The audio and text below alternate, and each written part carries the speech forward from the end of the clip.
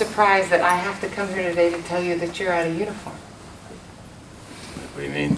Well, I'm here to tell you that your commander submitted you for a step promotion, and you were actually promoted and selected. Yeah. Wow.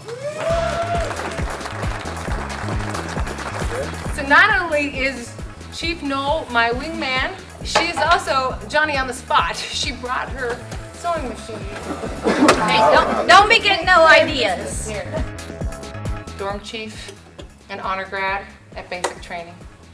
Red rope, distinguished graduate out of tech school. He's been Airman of the Year. He's been NCO of the Year. In the 90 percentiles in PT tests, a couple hundreds in the last couple of years. It's the team that picked you to be put up for this. All of them thought you were the person that needed to be up for the step promotion, and the leadership said there's no doubt that you're the guy that has earned this. Voila.